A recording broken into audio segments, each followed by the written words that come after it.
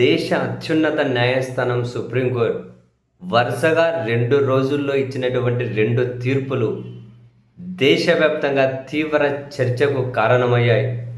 దేశవ్యాప్తంగా చాలామంది ప్రముఖులు తీవ్ర ఆందోళన వ్యక్తం చేయడానికి కూడా కారణమయ్యాయి. మొదట 2 తీర్పులు ఏంది అన్నది కనుక చూస్తే, ఢిల్లీ అల్లర్లకు కుట్ర రేపారు అని చెప్పి ఉమర్ ఖలీద్, ఉస్మాన్ అని ఇద్దరిని జైల్లో ఉంచారు కదా, మరి ముఖ్యంగా ఉమర్ ఖలీద్ని. ఆ ఉమర్ ఖలీద్తో పాటు మరొకరికి బెయిల్ తిరస్కరించుకుంటూ సుప్రీంకోర్టు ఈ నెల 5వ తేదీ ఏం చెప్పింది?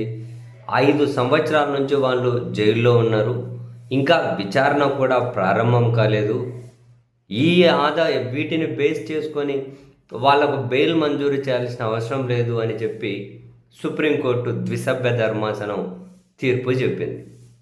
సుప్రీంకోర్టు ద్విసభ్య ధర్మాసనం జనవరి 5వ తేదీ. 5 సంవత్సరాల నుంచి ఉన్నారు, ఇక అసలు ఆ విచారణ కూడా ప్రారంభం కాలే. ఆ కేసు 5 ఏళ్ల నుంచి జైల్లోనే ఉన్నారని, విచారణ కూడా ప్రారంభం కాలేదని, ఈ కారణాలతో వాళ్ళకు బెయిల్ ఇవ్వలేము అని చెప్పి సుప్రీంకోర్టు చెప్పింది. అయిపోయినా జనవరి 6వ తేదీ సుప్రీంకోర్టులోని మరో ద్విసభ్య ధర్మాసనం ఇచ్చిన తీర్పు ఏంటి?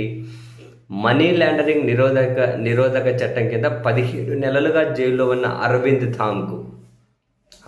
ధామ్కు సుప్రీంకోర్టు బెయిల్ మంజూరు చేసుకుంటూ ఇచ్చిన తీర్పు ఏంటి?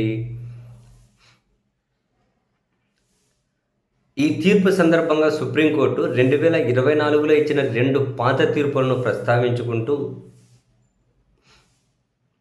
నేరం ఎంత తీవ్రమైనదైనా, చట్టం ఎంత కఠినమైనదైనా, ఆర్టికల్ 21 ప్రకారం ప్రతి ఒక్కరికి జీవించే హక్కు ఉంటుంది కాబట్టి వాళ్లకు బెయిల్ ఇవ్వాల్సిందేనని సుప్రీంకోర్టు ద్విసభ్య ధర్మాసనం జనవరి 6వ తేదీ అరవింద్ ధామ్కి బెయిల్ మంజూరు చేసుకుంటూ ఇచ్చినటువంటి తీర్పు. ఆర్టికల్ 21 ప్రకారం ప్రతి ఒక్కరికి జీవించే హక్కు ఉంటుంది, నేరం ఎంత తీవ్రమైనదైనా కావచ్చు, చట్టం ఎంత కఠినమైనదైనా కావచ్చు, కానీ జీవించే హక్కునేది కాలరాయలేదు అని జనవరి 6వ తేదీ తీర్పు. జనవరి 5 వాళ్ళు 5 ఏళ్లుగా జైల్లో ఉన్నారని, ఇంకా వాళ్ళ మీద కేసు విచారణ ప్రారంభం అవ్వలేదని బెయిల్ ఇవ్వలేము అన్నారు ఒక ద్విసభ్య ధర్మాసనం. 6వ తేదీ మరో ద్విసభ్య ధర్మాసనం ఇలా అన్నారు. అండ్ ఆ 2024లో ఆ వీళ్ళు ప్రస్తావించిన తీర్పులో ఒక తీర్పు ఏంటి? ఆమ్ ఆద్మీ పార్టీ నేత మనీష్ సిసోడియాకు బెయిల్ ఇస్తూ తుది తీర్పు లేకుండా ఎవ్వరిని దీర్ఘకాలం పాటు జైలులో ఉంచడం ద్వారా మనం శిక్షించకూడదు అని స్పష్టం చేసింది. అది తీర్పు. జనవరి 6వ తేదీ వీళ్ళు ప్రస్తావించిన తీర్పు ఆ అరవింద్ ధామ్కి ఇచ్చినటువంటి బెయిల్.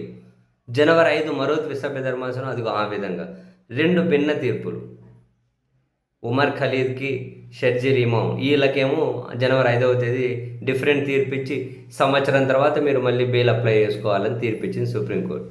బెయిల్ పిటిషన్ వాళ్ళది కొట్టేసుకుంటూ 5 ఏళ్ళు జైల్లో ఉన్నారు, ఇంకా విచారణ కూడా స్టార్ట్ అవ్వాలి, ఇంకో సంవత్సరం తర్వాత బెయిల్ పిటిషన్ వేసుకోవాలని చెప్పారు. దీని మీద న్యాయ నిపుణులు తీవ్ర ఆశ్చర్యాన్ని వ్యక్తం చేస్తూ ఉన్నారు.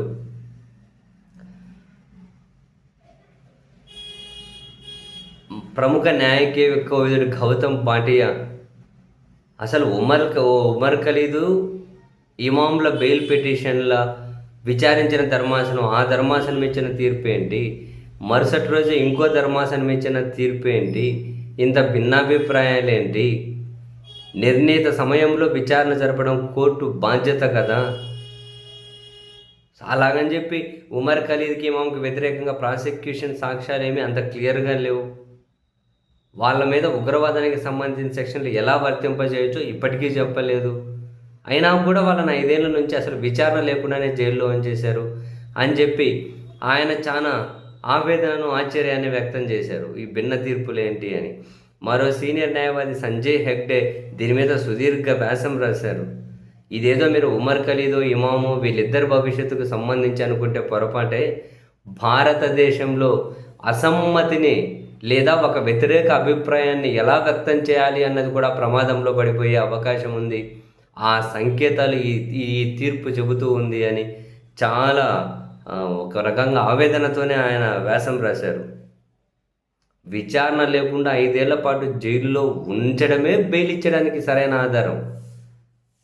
అవి విచారణ లేకుండా 5 ఏళ్ళు జైల్లో పెట్టారు. కానీ అయినా కూడా ఇంకా ఇప్పుడు కొట్టే సంవత్సరం తర్వాత బెయిల్ మళ్ళీ అప్లై చేసుకోండి. 5 ఏళ్ళు జైల్లో ఉన్నారు కాబట్టి మీకు బెయిల్ ఇవ్వలేము.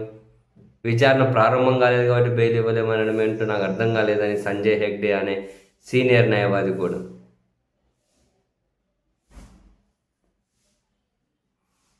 సో మొత్తం మీద అయితే 2 రోజుల్లో వరుసగా సుప్రీంకోర్టు ఇచ్చినటువంటి 2 తీర్పులు ఇప్పుడు దేశంలో పెద్ద చర్చకైతే కారణమవుతూ ఉన్నాయి.